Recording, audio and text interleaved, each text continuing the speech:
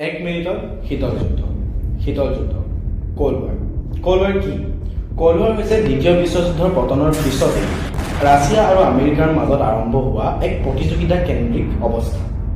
এই সময়ত ৰাছিয়া আৰু আমেৰিকাৰ মাজত ৰাজনৈতিক, অৰ্থনৈতিক, সামাজিক সকলো ক্ষেত্ৰতে এক নীৰৱ প্ৰতিযোগিতা আছিল।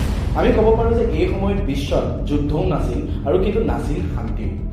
কোল্ড ৱাৰ আচলতে এটা গোলকীয় ৰাজনৈতিক অৱস্থা য'ত ছ'চিয়েলিষ্ট ৰাছিয়া আৰু কেপিটেলিষ্ট আমেৰিকা অৰ্থাৎ পুঁজিবাদ আৰু সমাজবাদৰ মাজত এক প্ৰতিযোগিতা আৰম্ভ হৈছিল। তাৰ ফলত বিশ্বৰ যি সমগ্ৰ পৰিস্থিতি, সেই পৰিস্থিতিটো এক যুদ্ধংদেহী পৰিস্থিতি হৈছিল, কিন্তু লগতে কিন্তু বিশ্বত প্ৰত্যক্ষ এখন যুদ্ধ হোৱা নাছিল।